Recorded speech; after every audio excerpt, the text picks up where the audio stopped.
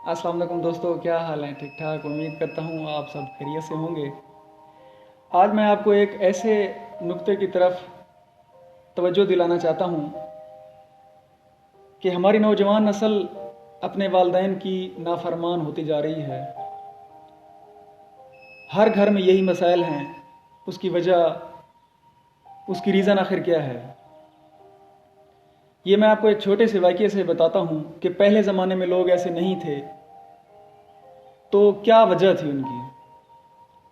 वाक़या है एक ऐसे शख्स का जो नहर के किनारे जाता है। उसे भूख लगी होती है और पानी से बहता हुआ एक सेब उसे मिलता है। वो उसे उठा के खा लेता है।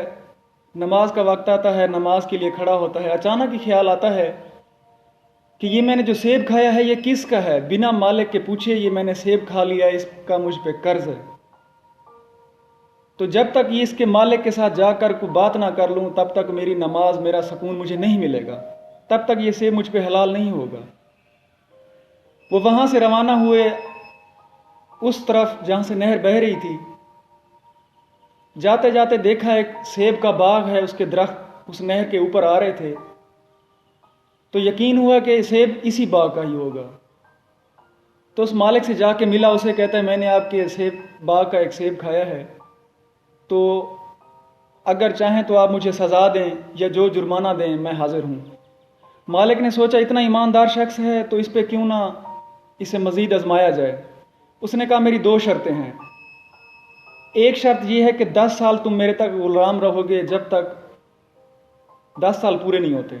उसने कहा ठीक है, कबील। तो फिर वो 10 साल उसकी मेहनत मजदूरी करता रहा। 10 साल के बाद कहा आप दूसरी दूसरी शर्त बताएं। तो उस शख्स ने कहा कि अब तुमने मेरी एक बेटी है इकलौती, उससे शादी करनी होगी, फिर मैं जाकर तुम्हें सेब के खाने की माफ़ी दूंगा। तो कहा निकाह करने से पहले यह सोच लो कि उसके सर के बाल नहीं हैं, वो मुंह से गूंगी है, आंखों से अंधी है और पांव से अपाहज है। तो इसने कहा अगर आप माफ़ी दे देंगे तो मुझे ये शर्त भी कबूल है। तो निकाह होने के बाद जब वो अपने दुल्हन के कमरे में जाता है तो जैसे ही दुल्हन का घूंघट उठाता है तो देखता है एक हसीन और जमील शहजादी बैठी होती है। वो फौरन डर के मारे भाग के बाहर आ जाता है और उस मालिक से कहता है आपने जो कही है वो ये नहीं है। तो दुल्हन का बाप कहता है ये वही है, आज तक इसका बाल किसी ने नहीं देखा, इसलिए इसके सर के बाल मैं कहता हूं नहीं है। आज तक इसकी आवाज़ मेरे घर की चार दीवारी से बाहर नहीं गई, इसलिए ये गूंगी है। आज तक इसने किसी गैर महरम को नहीं देखा, इसलिए ये अंधी है।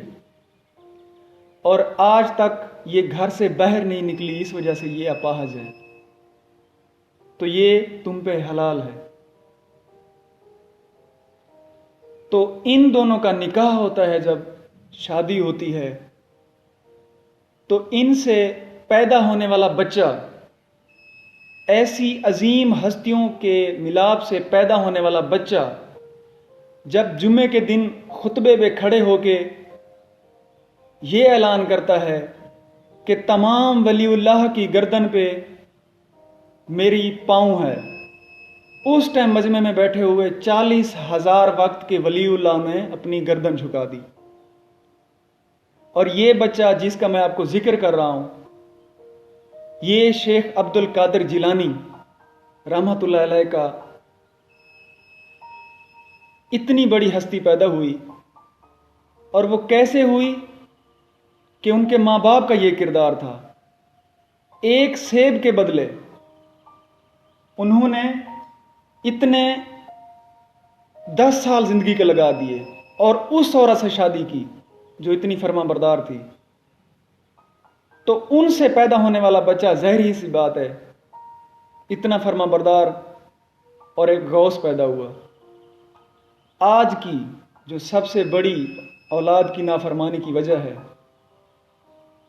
वो सिर्फ और सिर्फ यही है कि लोग जहां से मिल रहा है खा रहे हैं, چاہے وہ کسی کا حق ہو، چاہے وہ کسی کی جائیداد ہو، چاہے وہ بہن کا حصہ ہو، چاہے وہ ماں کا حصہ ہو، چاہے وہ غریب کا حصہ ہو،